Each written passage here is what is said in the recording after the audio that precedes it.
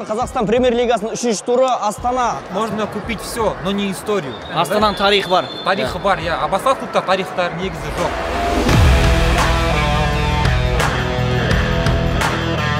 Бүгін ұлттық құраманың ойыншылардың барлығы қосал құрамда отыр ғой, Сейсеннен басқасы. Өте өкінішті. Осындай Астана сияқты команданың клубтың деңгейінде ойнай алмайтын ұлттық құраманың ойыншылары. Өте өкінішті. Менің ойынша Тамазов хет-трик жасау керек.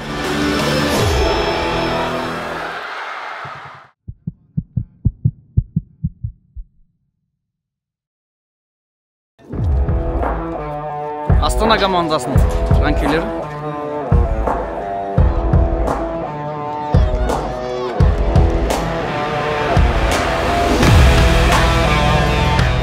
Сәлем достар, Қазақстан премьер-лигасының 3-ші туры Астана аренада өз үйінде Жетісуды қабылдайды. Біз әдеттегідей басқа журналистер жоқ болса да, Спорт Пульс арнасының YouTube арнасына қазақстандық футболды дамыту үшін, жалпы қазақша контентті дамыту үшін влог түсіруді жалғастырамыз. Бүгін енді ерекше ойын болады деген ойдамыз. Кімнің жеңетінін алдағы уақытта көреміз.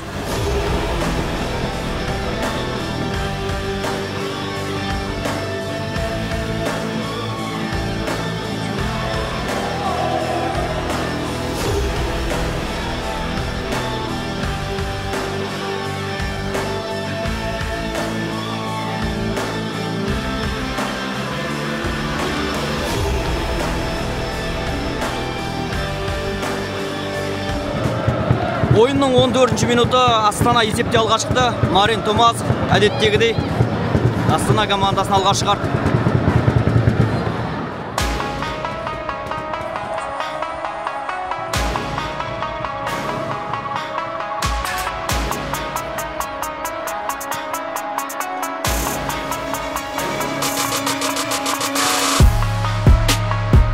Бірінші таймның 35-ші минуты есеп 1-0. 14-ші минутта соғылған Томасовтың жалғыз голы. Қазір Астана командасы алда тұр.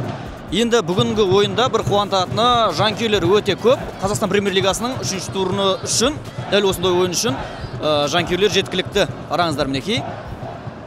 Бүгін енді Астана командасында негізгі құрамның ойыншылары жоқ. Ұлттық құрамаға шақыртылған ойыншылардың барлығына демалыс берген бас бапкер Бабаян. Және бір өкініштісі бүгін журналистерде өте аз. Біздің әріптестеріміз мынау жиекте влог түсіріп, сұхбат алып, топырлап жүретін журналистердің ешқайсысы жоқ. Енді халық пен футболистің команданың арасындағы көпір болғандықтан ол кісілер міндетті түрде барлық ойынға келу керек деп ойлаймын. Бүгін мен жүрмін, сосын бір-екі студенттер жүр енді. Астана аренаға келген барлық жанкүйерлер Астана командасының жанкүйері екені көрініп тұр. Қолда өте керемет Астана командасына. Бірақ бүгін Астана аренада Жетісудың жанкүйерлері көрінбейді. Барлығы Астананы қолдауға келген.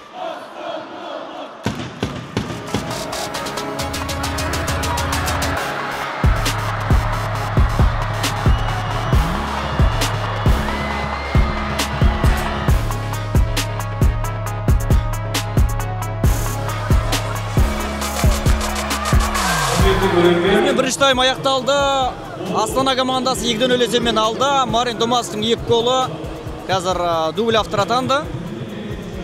Көреміз енді екінші таймда Жетісу есеп айырмашылығын қысқарталады ма, әлде Астана одан сайын ұлғайтады ма? Ал мен Астана аренаның ішінен Жетісу командасын жанкүйерлерін іздеп кеттім. Астана командасының жанкүйерлері жеткілікті. Енді Жетісудың жанкүйерлерін іздеп жүрмін. Ассалаумағалейкум. Қай команданың жанкүйерісіздер? Мен ұлттық құраманың жанкүйерімін. Ұлттық құрама, бүгін ұлттық құраманың ойыншылардың барлығы қосал құрамда отыр ғой, Сейсеннен басқасы. Өте өкінішті. Осындай Астана сияқты команданың клубтың деңгейінде ойнай алмайтын ұлттық құраманың ойыншылары. Өте өкінішті. Марат Бізтұров бәрі отыр заменде. Елхан Астанов Астанаға келген өзін жоғалтып алғандай менің ойымша. Сондықтан ордабасыға қайту керек ау. Осы болып шығады. Жалпы ойын қалай болып жатыр? Ойын Астана клубы өте басым, Жетісу енді. Менің ойымша Смақовтың несінің жоспарының күл талқан шықты деймін. Бір тайында 2-0 болғаннан кейін ақ болды ғой. 3-0, 4-0. Есеп қанша болады? Менің ойымша 4-0 болады. Или 2-0 қалады осы. Рахмет. Ал жалпы Қазақстан премьер-лигасында қай команданың жанкүйерісіз? Мен ба? Негізі Ақтөбе. Ақтөбе қазір Атырауды ұтып жатыр 3-0. Жақсы, Жақсы құттықтаймыз онда. Жақсы, рахмет. Ассалаумағалейкум жігіттер. Астана жанкүйерсіздер ғой да? Иә. Астана командасы 2-0 жеңіп жатыр. Не жетіспей жатыр тағы? Әлде ойынға ризасыздар ма? Ойынға ризамыз. Бірақ кішкене не жетіспейді деп менің ойымша ол реализация. Қаншама удар болған, қаншама көргенбіз, қаншама әлі гол тұтпаған. Бірінші тайм бүкіл реализация ойын. Если все реализации прошли бы, то счет был бы 5-0. Я негізі Астана осы жылы мықты команда, былай қарасақ.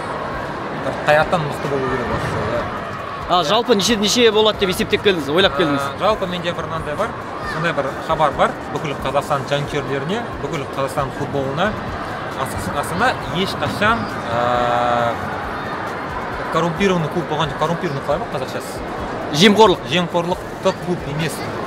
Астана әрбір жанкүйерлер, Қазақстан бүкіл жанкүйерлері, оның ішінде Қайрат, Ақтөбе, олардың сондай бір білмеймін не деген неше түрлі комменттерде көреміз, Астананың жақында жаңалық шықты ғой, 7 клуб жайлы, соны айтып тұрсыз ғой? Иә. Негізі ол шындық емес. Мен өзім Астананың 2009 жылдан бастап Астананың жанкүйері болып саналамын. Мен кішкентай кездерден бастап Астананың жанкүйерімін, иә. Ең қиын жылдар болған кезде Астана умудрялась групповой этапқа шығуға үміттенді, иә, былай айтқанда. Даже клубта қиын жағдай болған кезде. Естерінде болсын, мынандай бір фраза бар мынандай фраза. Орысша айтсайыншы. Можно купить все, но не историю. Астананың тарихы бар. Тарихы бар, иә. А басқа клубта тарихтар негізі жоқ. Сол айтарым бар. Рахмет. Сол үшін Астананың жанкүйері болыңдар. Ең таза футбол, ең футболда қала ол Астана өмір бойы болған. Жеңіс 3 рет чемпион болған, Астана 7 рет чемпион болған. Ал енді қазір екінші таймда кімді күтесіз бүгінгі ойынға кетсек? Менің ойынша Тамазов хет-трик жасау керек. Қыздар, қай клуб? Келесі голды кім салады? Астана. Жоқ, енді қай ойыншы енді? Астананың жанкүйері болсаң Астана салады әрине. Томас? Томас салады. Аттарында жаттап болсыншы аттарын. Жанкүйерсіңдер ғой. Все, жақсы, давайте.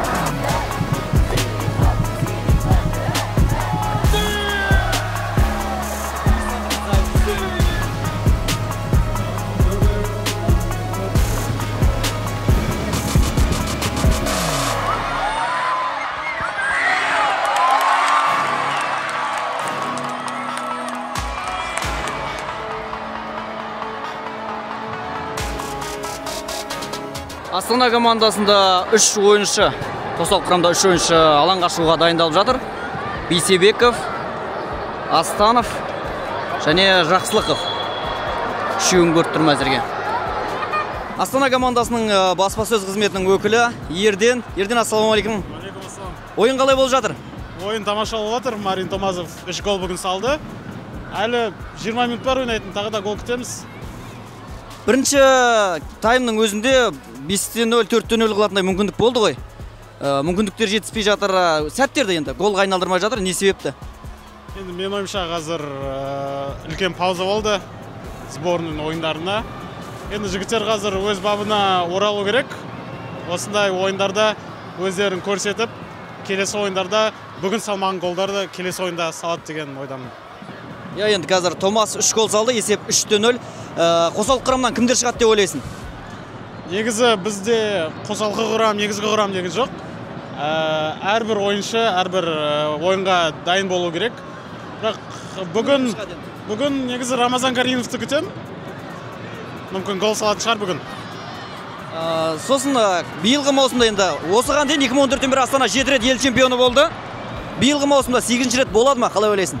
Команданың енді шама-шарқын көрішсін іштей. Енді біздің құрамамызды қарайтын болсақ, басқа командалардан кем емес, керісінше мықтырақ деп ойлаймын. Негізі барлық мүмкіндіктер бар осы жылы. Еврокубоктарда өзімізді көрсетіп, ішкі алаңда чемпион атануға. Басманов, Быстров сынды ойыншылардың ұзақ уақыт шықпай қалды, енді тур басталға шыққан жоқ, Қазақстан премьер-лигасы басталғалы. Бұл ойыншылардың өзіне байланысты ма, әлде бапкердің тактикасына келмей жатыр ма? Жоқ, негізі мен ойымша бұл жаттықтыру кезінде егер ойыншы өзінді көрсетсе, әрине алаңға шығады. Себебі бапкер өзіне қарсы ойыншыларды шығармайды ғой. Сондықтан егер ойыншылар жаттығуларда өздерін жақсы көрсетсе, әрине алаңға шығуы тиіс. Енді жақсы, соңғы сұрақ болсын. Бүгінгі ойында есеп неше аяқталады деп ойлайсың? Әлі 20 минут бар ойнайтын.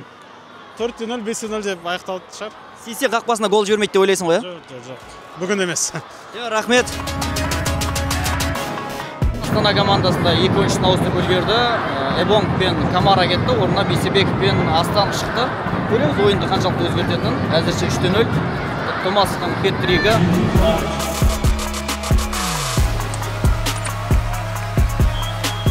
Алғашқы негізгі уақыт аяқталды. Төрешілер 3 минут қосымша уақыт қосты. Есеп 3-0. Томастың хет-тригі. Астана алда. Енді алдағы 3 минутқа гол соғылмайды сияқты, өйткені Астана барлық ойыншыларын ауыстырып, көбіне қорған сатып ойнап жатыр. Ал жетісу гол соғылатын түрі жоқ. Әзірге сәтті шабуыл жасай алмауда.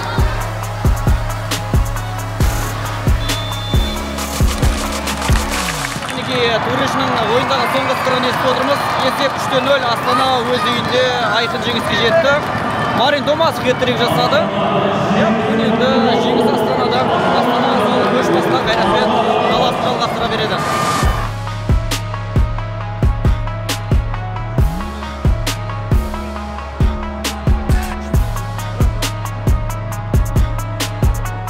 Бүгінгі ойын жайлы айтатын болсақ, қиынырақ болды. Біз бірақ тренердің схемасымен бізге берген установкадағы не жасау керек екенін берген бәрін толықтай орындап шықтық деп ойлаймын. Және де бүгінгі мейрамды бүкіл қазақ еліне құттықтаймын. Айт құтты болсын. Қандай ойын болды қақпада? Ойын командный ойын. Біз көбінесе владеть еттік доппен бірінші номер болып ойнадық. Оларға былай айтқанда шанс бермедік.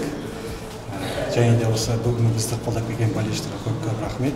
Сборники у нас, если националка у нас Давид Есенбеков уезжал, но у нас еще было 3 сборника молодежки, поэтому у нас мы никак не могли собраться полным составом, чтобы буквально за 2 дня мы собрались, чтобы тренировочный процесс был укомплектован, да? Но это ни в коем случае, это сейчас никакие отговорки касается сегодняшнего матча. Да, команда поменялась практически на 95%. Идет притирка, плюс сегодня у нас не участвовало 2 основных игрока, восстанавливается.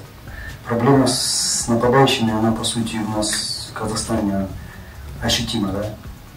После того, не в обиду будет сказано другим нападающим, после того, как ушел Олег Литвиненко, закончил Тлешев и Булешев, по сути у нас нападающих нет, которые из года в год что-то показывают. Сонымен достар, ойын аяқталды. Есеп 3-0. Астана командасы сапынан Марин Томас хет-трик авторы атанды. Енді Қазақстан премьер-лигасының қызықты ойындарын жіберіп болмас үшін Спорт Пульс YouTube арнасына тіркеліңіздер және қоңыраушаны басып қойыңыздар.